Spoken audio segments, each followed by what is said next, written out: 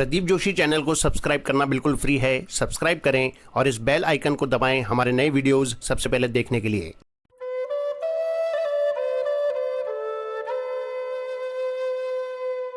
स्वामी रामसुखदास जी महाराज को शत शत नमन। आज का विषय है अहम हमारा स्वरूप नहीं।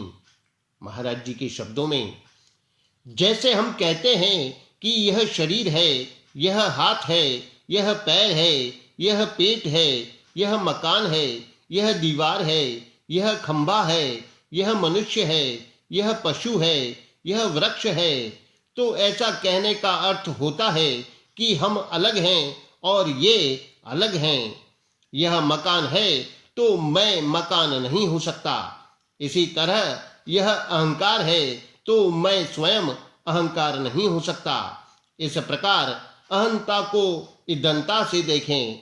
यह बहुत ऊंचे दर्जे की वास्तविक और अकाट्य बात है और जिससे तत्काल तत्वबोध हो जाए ऐसी बात है। अहम दृश्य है और जानने में आता है। जैसे सूर्य का प्रकाश व्यापक होता है और उसके अंतर्गत वस्तुएं दिखती हैं, ऐसे ही एक व्यापक ज्ञान के अंतर्गत अहम दिखता है। जैसे आकाश में अनेक तारों के होने पर भी आकाश का विभाग नहीं होता, एक आकाश के अंतर्गत ही अनंत तारे दिखते हैं, ऐसे ही एक ज्ञान के अंतर्गत ही अनंत अहंकार अर्थात मैपन दिखते हैं।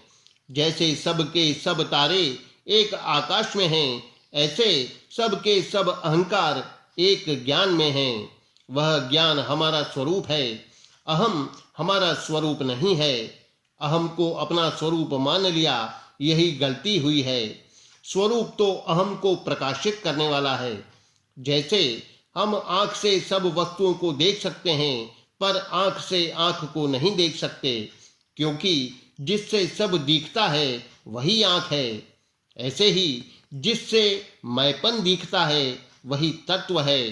तात्पर्य है कि मैपन इदंता से दिखता है, पर मैपन को देखने वाला तत्व अर्थात ज्ञान इदंता से नहीं दिखता।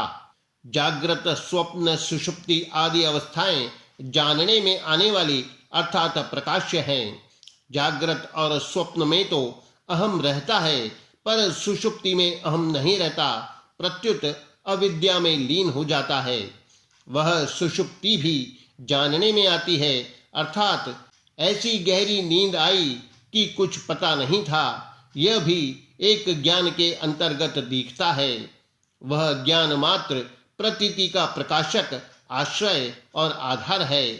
तात्पर्य है कि प्रकाशित होने वाली वस्तु हमारा स्वरूप नहीं है। जागृत, स्वप्न, सुषुप्ति आदि अवस्थाएं अलग अलग हैं, पर उनको प्रकाशित करने वाला ज्ञान अलग अलग नहीं है। ऐसे ही उत्पत्ति, स्थिति और प्रलय आदि, मध्य और अंत, भूत, भविष्य और वर्तमान आदि सबके सब एक ज्ञान के अंतर्गत ही प्रकाशित होते हैं। ये सब तो उत्पन्न और नष्ट होते हैं, पर इनका जो आश्रय है, आधार है, अधिष्ठान है, प्रकाशक है, वह ज्ञान उत्पन्न और नष्ट नहीं होता, प्रत्युत ज्यों का त्यों रहता है। अहम निरंतर नहीं रहता, पर उसको प्रकाशित करने वाला ज्ञान निरंतर रहता है। उस ज्ञान की दृष्टि से अहम भी इदम ही है। जितने भी परिवर्तन होते हैं सब उस ज्ञान के अंतर्गत ही होते हैं। वह ज्ञान कहीं आता जाता नहीं, प्रत्युत ज्यों का त्यों अटल रहता है। कूटस्थ मचलम ध्रुवम नित्यः सर्वगतः स्थाणुर रचलोयम सनातनः। जैसे प्रकाश के अंतर्गत आदमी आते जाते हैं, पर प्रकाश आता जाता नहीं। सब आ जाएं तो प्रकाश रहता है, सब चले जाएं तो प्रकाश रहता है। थोड़े आ जाएं तो प्रकाश रहता है, कोई न आए तो प्रकाश रहता है। प्रकाश में न कोई बाधा लगती है, न कोई हानि होती है, न कमी होती है, न वृद्धि होती है, न परिवर्तन होता है। संसार में कभी अनुकूलता आती है, कभी प्रतिकूलता आती है, कभी सुख होता है, कभी दुख होता है, कभी ठीक होता है, कभी बेठीक होता है, कभी नफा होता है, कभी नुकसान होता है, कभी संयोग होता है, कभी वियोग होता है, कभी जन्म होता है, कभी मरण होता है, कभी रोग होता है, कभी निरोगता होती है।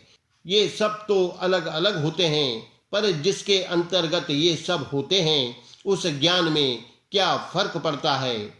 वह ज्ञान ज्यों का त्यों रहता है। उस ज्ञान का नाम ही आत्मा है और वही परमात्मा तत्व है। उस ज्ञान के अंतर्गत ही अहंता अर्थात मैंपन है। इस प्रकार अहंता को इदंता से देखें तो जीवन मुक्ति स्वतः सिद्ध है।